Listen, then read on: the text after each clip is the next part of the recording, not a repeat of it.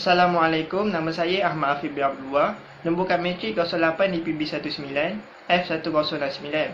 Okey, di sini saya ingin membuat pembentangan tentang keselesaan terma di rumah saya.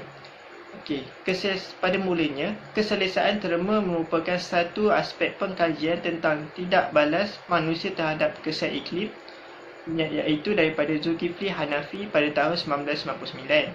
Iklim yang dimaksudkan di sini ialah iklim bagi sesuatu kawasan yang ditentukan oleh keadaan angin, lazimnya serta unsur-unsur seperti sinaran matahari, suhu, kelembapan udara dan angin yang boleh memberi kesan kepada keadaan haba di sesuatu bangunan. Iaitu daripada terus pada tahun 1999 juga menyatakan bahawa keselesaan fizikal tubuh badan manusia memerlukan pembuangan haba badan bagi mengelakkan aplikasi overheat. Seperti yang kita tahu, manusia normal memerlukan suhu badan pada takat suhu 37 darjah Celsius bagi memastikan sistem dalam badan manusia berjalan secara normal.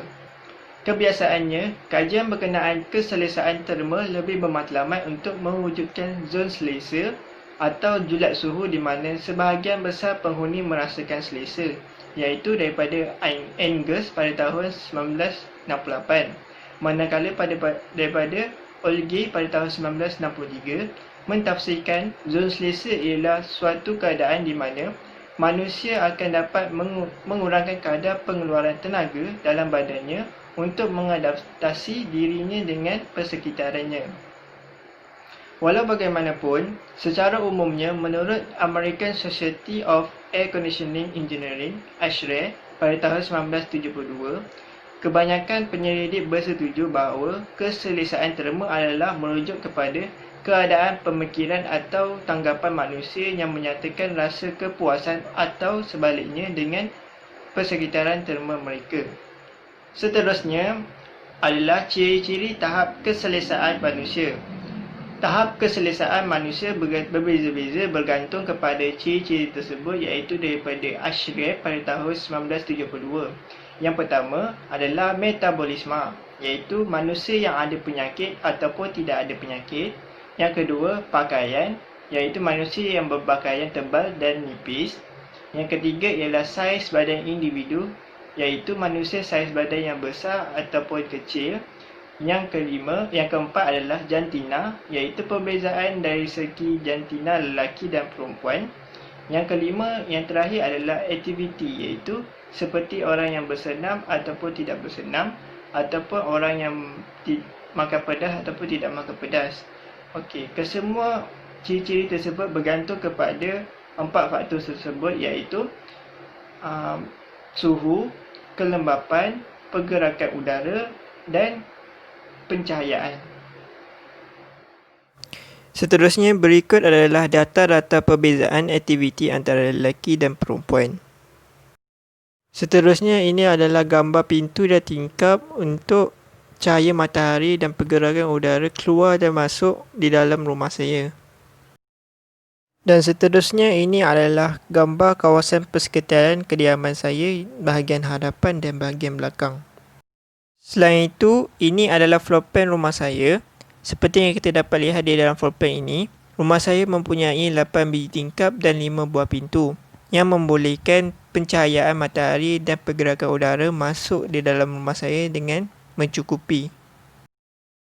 Seterusnya, berikut adalah suhu cuaca yang diambil di kawasan rumah saya daripada weather apps dengan waktu yang berbeza-beza, iaitu pada pukul 10 pagi, 12 tengah hari dan 4 petang. Okey, di dalam weather apps ini kita perlu mengambil peratusan humidity dan dew point untuk mencari tahap keselesaan kita di dalam rumah. Pada pukul 10 pagi, peratusan humidity adalah 74% dan dew point adalah 24 darjah Celsius. Dan pada pukul 12 tengah hari, peratusan humidity adalah 57% dan dew point adalah 23 darjah Celsius. Dan hari sekali pada pukul 4 petang, peratusan humidity adalah 46% dan dew point adalah 21 darjah Celsius. Selepas mengambil kesemua data humidity dan dew point di dalam weather apps tersebut, kita perlu membuat satu jadual dan di dalam jadual tersebut mempunyai dry bulb temperature, wet bulb temperature, humidity, dew point temperature, moisture content, specific volume dan specific enthalpy. Seterusnya, di dalam jadual tersebut kita hanya ada data humidity dan dew point, dan data yang lain kita perlu cari dengan menggunakan carta psikometrik untuk mencari tahap keselesaan kita pada pukul berapa. Okey, ini adalah carta psikometrik pada pukul 10 pagi. Dalam carta tersebut, kita perlu gariskan peratusan humidity dan dew point untuk mencari titik tengah. Humidity garis melengkung yang berwarna oranye dan dew point garis melintang yang berwarna biru pekat. Selepas itu, kita perlu mencari data-data yang lain seperti dry bulb garis menegak dan yang berwarna hitam, wet bulb temperature berwarna kuning, moisture content berwarna merah, specific volume berwarna ungu dan akhir sekali specific enthalpy berwarna biru cair. Sama juga kita perlu buat seperti berikut pada pukul 12.30 hari dan 4 petang untuk mencari data-data tersebut. Secara keseluruhannya, tahap keselesaan kediaman rumah saya sangat selesa. Disebabkan mempunyai 4 faktor bagi keselesaan manusia iaitu suhu, kelembapan, pencahayaan dan kualiti udara. Tahap keselesaan setiap manusia berbeza-beza bergantung kepada persepsi, tanggapan dan persepsi masing-masing. Hampir keseluruhan masa harian manusia dihabiskan di dalam rumah. Oleh sebab demikian, manusia memerlukan persekitaran yang selesa bagi melakukan kerja harian mereka. Seterusnya, berdasarkan jadual di atas, waktu yang selesa bagi saya adalah pada pukul 12 PM kerana suhu pada waktu itu sangat selesa iaitu 23 darjah Celsius dan kelembapan ketika itu pada tahap 57% iaitu sangat selesa untuk manusia melakukan aktiviti. Oleh itu, kita perlulah memilih tahap keselesaan yang sesuai sebelum melakukan sesuatu aktiviti supaya kita tidak berasa lesu, malas, panas dan sebagainya semasa melakukan aktiviti tersebut. Akhir sekali, persekitaran kediaman juga penting bagi keselesaan kita sebagai manusia. Oleh itu, persekitaran rumah saya sangat selesa kerana pencahayaan matahari yang cukup memasuki ke dalam rumah saya dan mempunyai kualiti udara yang sangat baik disebabkan rumah saya dikelilingi dengan tanaman-tanaman hijau. Okey, itu sahaja pembentangan saya mengenai keselesaan terma di rumah saya.